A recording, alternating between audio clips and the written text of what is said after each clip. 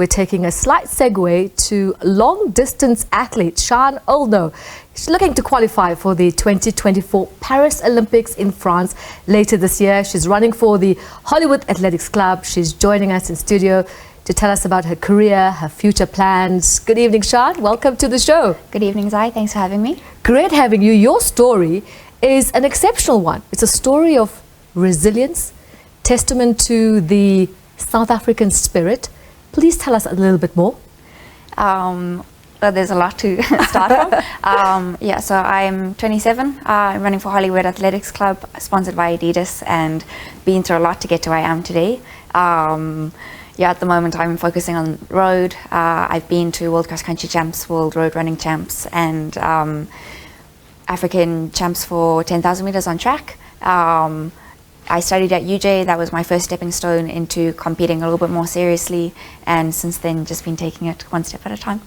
Now, you've also been recovering from injuries, which has, put I wouldn't say a damper, because we spoke about your resilience. How are you handling that aspect of your path to the Olympics? It has been a big learning curve. I think injuries shape you and they help you grow into like where you need to be. So my biggest injury that I've had, it wasn't quite a running injury, but in the African Champs in 2022, 10,000 meters on track is 25 laps, and 150 meters into the first lap, I stumbled and my shoulder dislocated as I swung it up.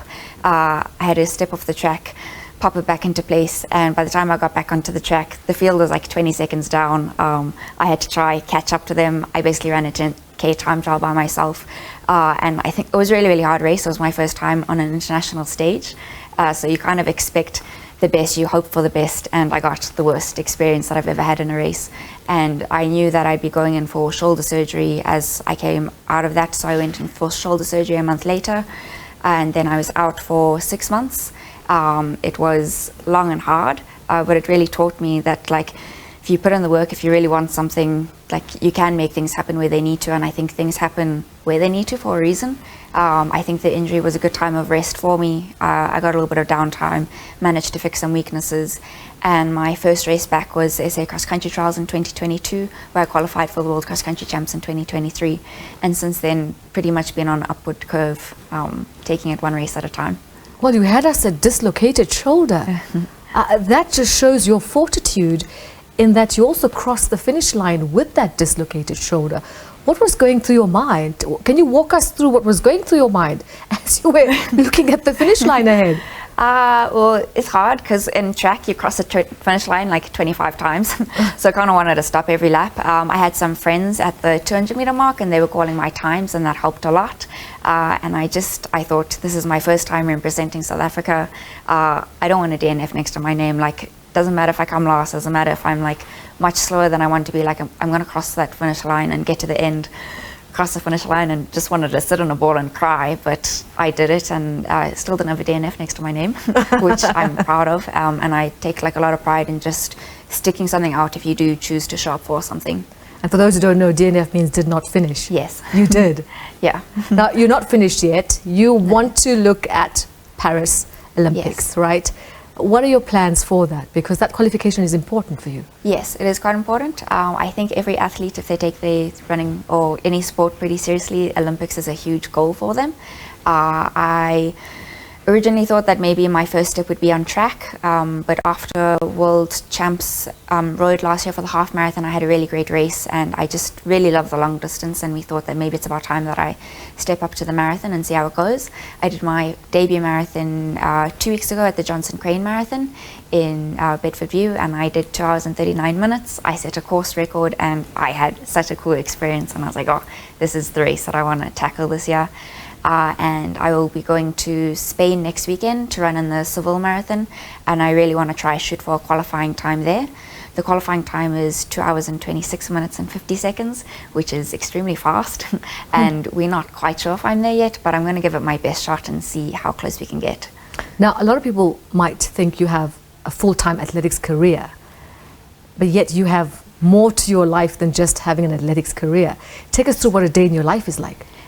So I coach athletics as well, and I do some private coaching. At the moment, I actually I did a little bit more coaching last year, like in-person sessions. But this year, I decided I really want to focus on my athletics as much as I can. So I took a slight step back. But I coach in the afternoons during the week. And other days I mostly just focus on training. It's a lot of running, it's a lot of strength training, naps help as well with recovery and stuff, and yeah, just doing stuff around that. I have online athletes that I coach, so that takes up a little bit of time for planning and stuff, and then just trying to do the best that I can do to learn more about my own sport and like where I can go. Is there an advice you want to give to somebody who wants to be a professional athlete? Does it come with funding perhaps, or can you do it out on your own? I think a bit of both. I think it does help to have a lot of funding. So I have funding from my running club and other sponsors, and that goes a long way. But I think funding isn't your only option. If you need to have a part-time job and run, which is what I still do, like if you really want to take your running as far as you want to, like you need to find ways to make it work. So if you need a part-time job, like do that for now, see where it can get you, and just keep doing the small things, like set specific time for your training and for your work. And I think just a little bit of hustling. Every South African knows how to hustle and make things work where they want to. Absolutely, the hustle Yeah. is real. Yes. And listening to you, there's an evolution to you, and it's sort of a constant evolution. What keeps you motivated? I think pressure on myself to do better, and a lot of support from like family and my boyfriend and friends and my coach. He's been like really motivating. He has a lot of belief in me.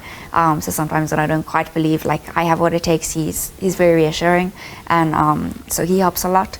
So I think if you want to go far, like external motivation helps you, so that's support from like family and friends and stuff. But I think internal motivation will take you a whole lot further, because like you got to find your why. I want to be better because I think I have potential to be a really good athlete, and I want to see how good that is. So it's kind of like a broad answer, but it's just seeing how good I can be, and I feel like I have a potential that I want to see what like the most of it is. And now a lot of athletes visualize. There's a lot of visualizing that goes into what you do as well, because it is a lot in the mind. When you visualize your success when it comes to the Paris Olympics, what goes through your mind?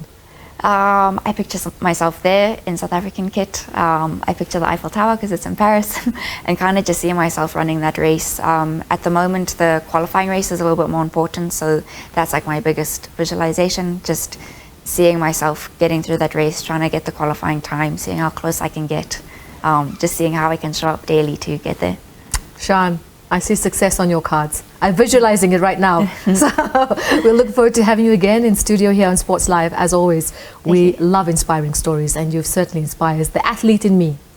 Thank you, Zai. Thanks for having me. There you go, Cian Oldknow here on Sports Live.